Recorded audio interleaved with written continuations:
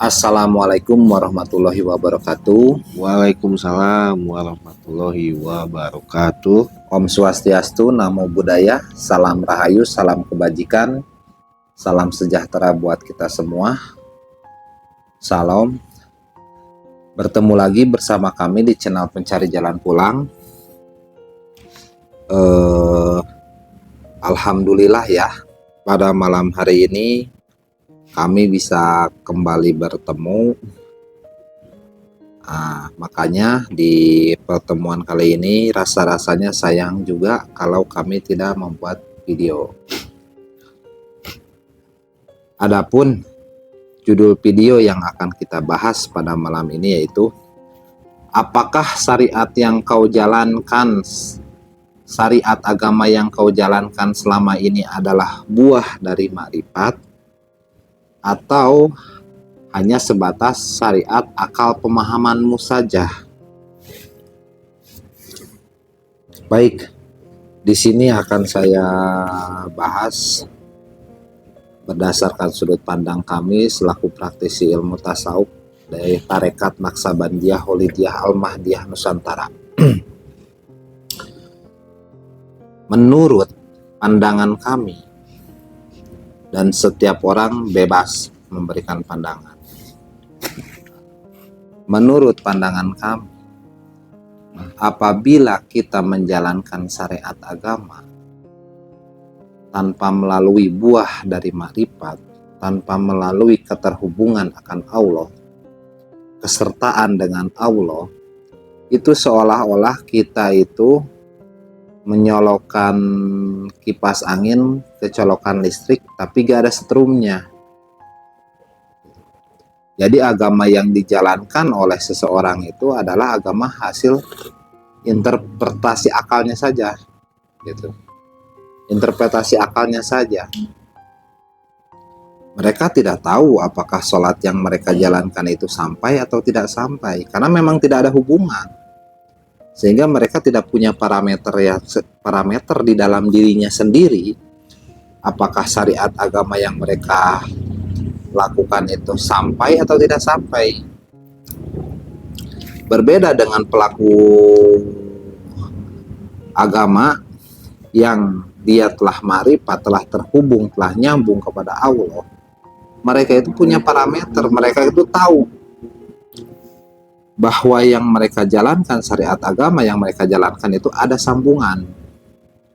Kiasnya lah, kiasnya pada saat sholat itu kita tuh nyambung atau nggak nyambung itu kita tahu. Bahkan kalau kita gak nyambung, kita mending berhenti dulu. Loh, ini kenapa nih gak nyambung? Loh, ini kenapa kok gak ada setrumnya gitu. Terus mengkoreksi diri, terus berusaha mengkoreksi diri, terus menyelami diri sendiri. Kenapa ini gak nyambung? Kenapa ini gak nyambung? Nah, bagaimana kita bisa tahu nyambung gak nyambung? Karena kita dilatih, kita diajarkan metodologi yang waris dan sistem yang mutlak, sehingga kita tahu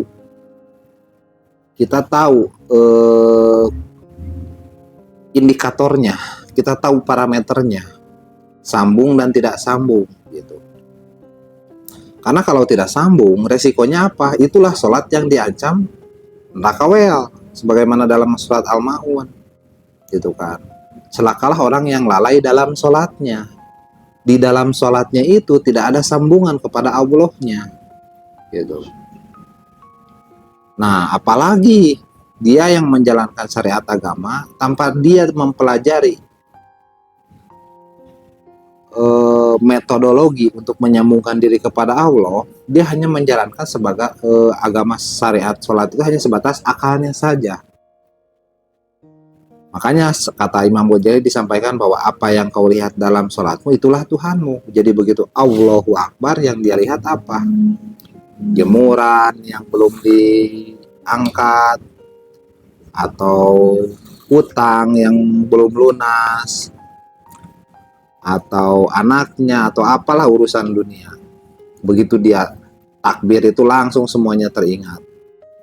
Berbeda orang yang pada sholat dia nyambung gitu kan. Dia tahu kiblat rohaninya, dia tahu channel dan frekuensi Tuhan supaya ada sambungan. Dia tahu bagaimana cara menyamakan frekuensi isi dadanya dengan frekuensi nur Allah itu sendiri, dengan isi dada Nabi itu sendiri. Dia tahu caranya karena dia sudah ketemu dengan wasilahnya. Itu karena dia sudah ketemu dengan al ulama warasatul anbiya, sehingga itu menjadi penghantar bagi dia untuk bisa terhubung kepada Allah yang Maha Qadim, yang dia relatif bisa terhubung kepada Allah yang Maha Qadim. Mungkin itu yang pendahuluan yang bisa sampaikan. Barangkali Bang Teguh ada yang mau dimasukkan. Oke Bang Teja, terima kasih atas kesempatan waktunya. Memang kunci dalam beribadah di sini itu ya keterhubungan kita dengan Tuhan. Nah, dan itu tuh tidak serta-merta kita bisa merasa terhubung kalau kita berada di luar sistem agama itu sendiri. Dan seperti tadi judul yang dibahas oleh Bang Teja itu, yaitu syariat agama yang kita jalani itu apakah buah dari ma'rifat atau hanya akal persepsi kita saja. Ya, interpretasinya. Memang kalau buah dari ma'rifat itu berarti kan sesuai dengan apa yang diperintahkan oleh Allah dan Rasul, Diharapkannya ya. nah dan yang jadi ibadah itu apa yang sesuai dengan yang dibawa oleh pembawa wasilah itu. Jadi kita tidak melaksanakan ibadah yang apa yang seperti keinginan kita sendiri gitu kan, tapi tersistem. Nah, melaksanakan itu tapi di luar sistem ya sama saja dengan ibadah yang tidak sampai gitu. Ya, nggak ada setrumnya ya. Nah, makanya kunci di sini itu ya selain melaksanakan ibadah ya harus ada di dalam sistem metodologi agama itu sendiri. Makanya sering kita sampaikan bahwa di dalam tarekat itu, terutama yang kami jalani ya, terdapat metodologi yang waris dan sistem yang mutlak. Kalaupun teman-teman sudah masuk ke dalam sekolah ini, beradaptasi, tahu jalan dan caranya, pada saat teman-teman bergerak, walaupun sedang mengurusi urusan Tuhan, tapi hati teman-teman, batin teman-teman tidak satu frekuensi dengan Tuhan, tetap sia-sia itu. Saking ngerinya belajar di ilmu ketuhanan itu gitu. Saking ngerinya untuk bisa bisa senantiasa beserta gitu loh. Jadi kita itu harus senantiasa sadar gitu dalam setiap aktivitas, dalam setiap kegiatan gitu, harus bisa terhubung dengan Allah. Itulah yang disebut sholat daim itu gitu kan. Jangankan pada saat mengurusi urusan Tuhan, sedang kita mengurusi urusan kita sendiri pun gitu kan, kita tidak ada sambungan, ya tetap gak masuk gitu. Sedang mengurusi urusan Tuhan pun kita gak nyambung, tetap gak masuk juga gitu. Padahal katakan kita sedang bersama dengan jahir wasilah itu, tapi batin kita gak nyambung dengan batin beliau, ya tetap gak masuk dalam sistem, karena tidak ada dalam frekuensinya gitu. Jasmaninya ikut, ruhaninya nolak, ya tetap gak masuk gitu. Makanya yang paling fondasi, yang paling fundamental yaitu batin kita. Di mana stasionernya, di mana posisi batin kita pada saat kita bergerak itu.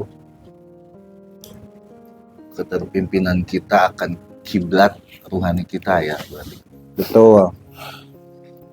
Jadi setiap segala sesuatu yang memang kita laksanakan itu ada kiblatnya gitu, berkiblat kepada pembawa wasilah itu ya. Ya, karena tak mungkin kita bisa terhubung dengan Allah tanpa melalui orang yang telah beserta dengan Allah dulu. Gitu. Tak mungkin kita nyambung dengan presiden tanpa melalui orang yang beserta dengan presiden itu sendiri gitu kan. Makanya kita harus ketemu dulu penghantarnya. gitu. Gak mungkin kita dapat listrik itu yang ada di tiang-tiang tanpa kita ketemu colokannya dulu. Seperti itu.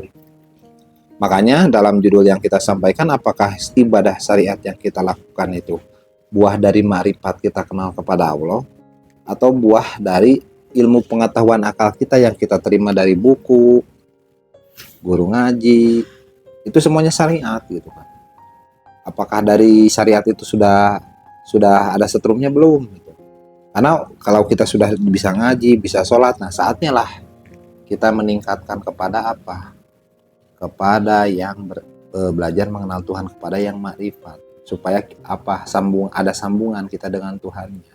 Jadi menurut pandangan kami bahwa syariat itu adalah fase pertama. Nanti kalau setelah sampai ke syariat, tarekat, hakikat, makrifat, akan kembali lagi ke syariat gitu. Tapi syariat yang disyariatkan, syariat yang dilegalkan, syariat yang diperintahkan, syariat yang ada setrumnya gitu.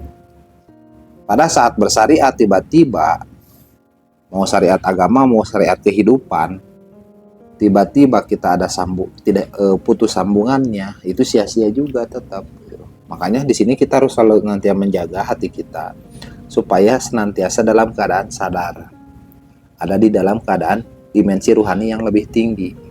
Supaya bisa naik ke dimensi yang lebih tinggi, otomatis kita harus apa? Harus senantiasa mengingat Tuhan. Seperti itu. Ada lagi Bang Teguh? Ya seperti yang sering guru kita sampaikan, jika kita tidak berserta Tuhan, maka setanlah pembimbing kita. Nah itu kan. Opsionalnya hanya itu gitu kan. Kalau gak Tuhan, berarti hantu gitu. Dan itu tuh sangat halus sekali gitu kan, sangat mudah kita terpedaya ataupun tergelincir dalam dimensi yang memang itu bukan dari Tuhan. Ya. Hanya kita di sini ya berusaha dan belajar untuk selalu mengaitkan apapun dengan apa yang menjadi kiblat kita gitu. Karena kan seperti yang kita ketahui, umur kita seperti ini, kondisi kita seperti ini, akan jadi apa 100 tahun ke depan? Hanya jadi kenangan, masih mending 100 tahun ke depan ada yang ingat. Semua juga akan melupakan kita. Anak kita, istri kita, cucu kita akan melupakan kita. Semuanya tinggal kenangan, sirna semuanya. Nah, mumpung kita masih hidup, segeralah kita mencari ya jalan untuk kembali pulang kepada Sang Maha Ruhani, karena kita ini adalah bagian dari Ruh Tuhan gitu. Tugas kita di dunia ini sebenarnya menurut sudut pandang kami itu adalah innalillahi, kembali kepada Sang Maha Ruhani. Bukan beribadah menyembah, itu mah hanya perantaranya saja, hanya alatnya saja. Tapi yang paling utama itu bagaimana caranya supaya kita bisa pulang kepada Sang Maha Ruhani gitu. Dan itulah menjadi tujuan akhir hidup sebetulnya ya, bisa kembali pulang gitu. Dan kita kalau tidak memastikan, siapa yang mau menjamin gitu. Kalau gak bisa pulang, mau kemana? Gak diterima langit dan gak diterima oleh bumi. Jasmani teman-teman yang sirna, memang jiwanya hilang? Enggak, masih eksis. Mau kemana? Gitu kan? Yang enggak kembali kepada Sang Maha Ruhaninya. Otomatis jiwa kita itu harus beserta dulu dengan ruhani kita. Supaya bisa beserta apa? Dibakar dulu jiwanya. Gitu kan. Disucikan dulu jiwanya. Supaya jiwanya mencapai tingkat minimal makom mutmainah. Gitu kan.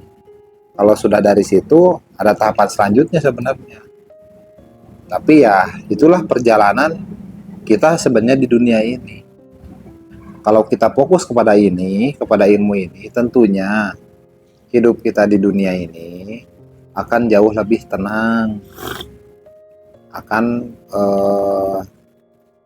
terjaga, akan terjaga dari perbuatan keji dan munkar, itu akan real gitu, akan benar-benar otomatis gitu.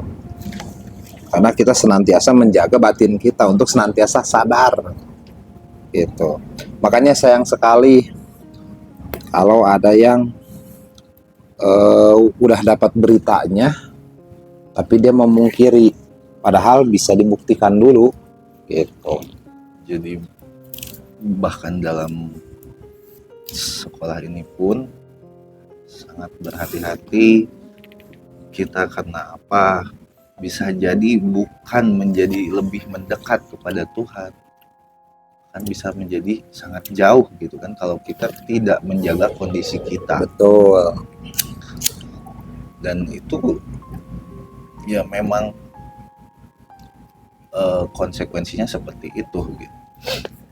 Jadi buah dari makrifat itu ya syariat yang telah disyariatkan Ya, yang dilegalisasi.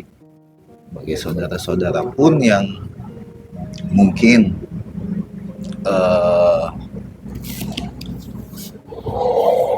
rasa-rasanya itu tahu jalan pulang gitu, tapi tanpa tahu alamatnya gitu. Apakah mungkin sampai? Nah, itu. Tidak gitu.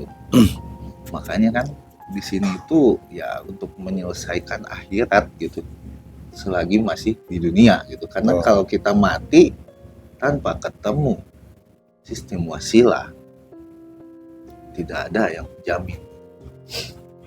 Setelah mati bakal ketemu akhirat, siapa yang menjamin gitu kan kalau tidak kita temukan sekarang gitu. Makanya kembali lagi ke pilihan teman-teman ya.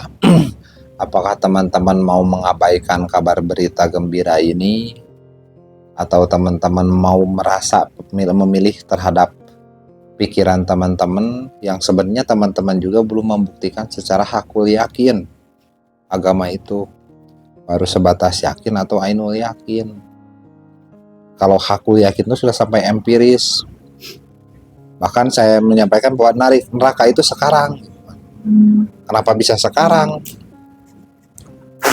Logikanya kan teman-teman pada saat bayat itu dimatikan sebelum teman-teman mati. Mati secara hakikat, sehingga neraka yang seharusnya nanti, karena teman-teman sudah mati sekarang, mutu qabla anta mutu sekarang, akhirat yang seharusnya nanti terkonversi ke dunia ini menjadi saat ini. Makanya berlaku disampaikan oleh Nabi oleh Nabi Muhammad, disampaikan bahwa neraka bagi orang beriman hanya beberapa hari saja, karena terkonversi ke alam dunia yang relatif ada waktunya gitu. Sudah dijamin itu gitu kan. Tapi kalau kita bukan orang beriman yang belum pernah ditanamkan nur iman nur Quran pada saat bayat, ya nerakanya kekal nanti, bukan sekarang tapi nanti. Bisa happy teman-teman di dunia gitu kan, tapi nanti gitu kan. Mau percaya gak percaya ya silahkan, tapi di sini kita menyampaikan bahwa di sini bisa dibuktikan secara aku yakin empiris selama teman-teman mengikuti rukun dan syaratnya gitu. Rukun dan syarat sering hampir di setiap video kami sampaikan bahwa pertama bayat, wirid sendiri, wirid jemaah, suluk, bakti. Nah seperti itu, yang semuanya ternyata isinya apa? Melawan diri sendiri. Supaya bisa menang melawan diri sendiri yaitu dengan cara menggandeng Tuhan. Karena iblis itu lebih kuat daripada kita. Otomatis kita harus menggandeng kekuatan yang lebih kuat daripada iblis itu sendiri. Nabi Adam saja digoda iblis di surga, apalagi kita. Sudah gak bisa. Makanya mau gak mau kita harus belajar menggandeng faktor yang lebih kuat daripada iblis. Gitu. Ya memang tidak mudah. Gitu kan. Ya kalau mudah ya bukan belajar mengenal Tuhan namanya. Gitu kan. Ya kalau susah ya memang setara dengan buahnya. Sulit sekali. Sangat sulit sekali. Melawan diri itu memang sangat sulit. Masih mending melawan orang gitu kan. Tapi kalau melawan sendiri ya takut duluan tuh. Tapi Tuhan tahu kapasitas setiap orang, gak akan langsung dikasih ujian yang besar-besar, yang sesuai dengan kapasitas makomnya. Masa yang menguji anak SD, yang diuji anak SD, yang menguji ngasih soal anak SMA, yang bodoh berarti yang ngasih ujiannya dong. bukan yang diujinya, gitu kan. Seperti itu. Dan kita di sini itu ibarat mungkin di luaran itu menganggap banyak jalan, tapi ketika pintunya cuma satu ya mau gimana lagi, kita Betul. harus lewat jalan itu gitu, tidak ada pilihan. Jadi seperti segitiga sama kaki, di bawah banyak jalan menuju Roma. Begitu semakin ke atas semakin sedikit jalan, Mengerucut. semakin ke atas mengerucut sehingga satu jalannya, gitu. Benar aja, banyak jalan menuju Roma. Dalami dulu itu pelajaran teman-teman yang banyak itu. Nanti akan mengerucut sampai ada ilmu yang hakul yakin yang bisa dibuktikan. Al aslamu ilmiyun wa amaliyun. Bisa dibuktikan, bisa dipraktekkan.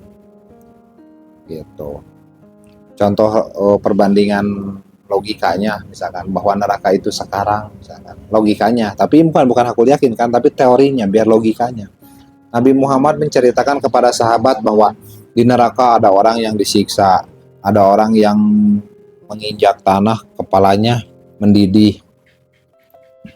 Sehingga dapat dipastikan dari sudut pandang kami, dapat dipastikan bahwa pada saat Nabi Muhammad di 1400 tahun yang lalu itu sudah melihat neraka yang eksis. Berarti neraka sudah eksis pada saat itu. Gitu kan. Sedangkan secara syariat teori bahwa neraka itu nanti setelah kiamat dulu, hari kebangkitan dulu, di padang mahsyar dulu. Padahal pada Nabi 1400 tahun yang lalu itu sudah menyaksikan neraka yang sedang berlangsung. Kita cari sudut pandang yang lain juga yang masuk logika gitu.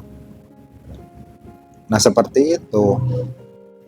Makanya oh iya juga ya bahwa neraka juga bisa sekarang, bisa gitu. Makanya di sini bisa dibuktikan. Karena bisa dibuktikan, janganlah dulu menilai. Setelah kita membuktikan baru kita menilai. Seperti itu. Dan saya pun nggak peduli akan penilaian, gitu kan. Saya di sini membuat rekaman video untuk menjolok rahmat dan ridhonya, gitu kan. Bukan untuk membuat teman-teman paham, karena kami sadar bahwa yang bisa memahamkan teman-teman, yang bisa membuat teman-teman mendekat datang ke sini adalah kehendaknya itu sendiri.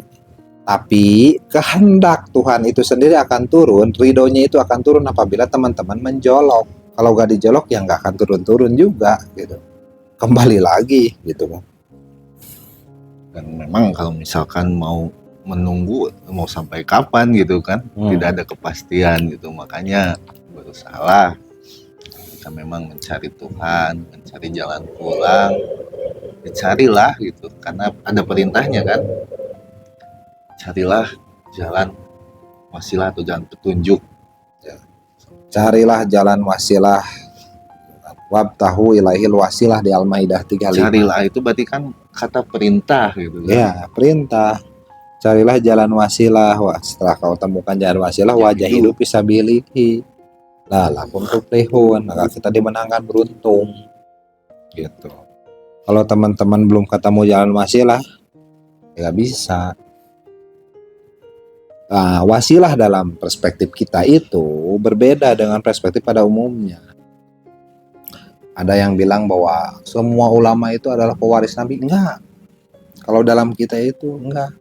Karena ulama itu ada ulama dunia, ada ulama akhirat. Nah, kata Imam Ghazali, ada ulama dunia, ada ulama akhirat, atau disebut ulama su. Nah, kata Nabi, sejelek-jeleknya makhluk di kolong langit adalah ulama su. Nah, berarti ada ulama yang jelek, bahkan lebih jelek dari semua makhluk di kolong langit. Jadi jangan disamaratakan ulama itu, bahwa ada ulama su. Dan semua ulama pasti mengklaim dirinya baik. Nah, terus bagaimana supaya kita tahu bahwa ulama ini yang baik atau tidak baik? Gitu. Baru disinilah saya menemukan, gitu kan, ulama yang benar-benar ulama akhirat. Dia tidak menuhankan dunia. Sama ulama ini juga tidak menuhankan dunia. Dia begini-begini, dia begini-gini, dia baik-baik. Bukan seperti itu. Nanti makanya harus dipraktekkan dulu. Gitu kan. Berbeda. sampai apa ya, ingat waktu kita ketemu tanah ya di surau, tanah ketemu dapat tanah. Murid-murid semuanya pada gembira. Aku guru biasa aja. Gak taunya malamnya dibilang, jangan terlena ya, jangan, hati-hati ya. Ya, saya takut kalian cinta, gitu kan. Kalau sudah cinta bahaya, walaupun itu tanah untuk surau, untuk tempat zikir. Tapi guru malah, hati-hati ya, jangan sampai cinta. Ayo naikkan sedekah berapapun. Sampai ada yang 20.000, 5.000, berapa gitu kan. Supaya menjaga kita tidak cinta.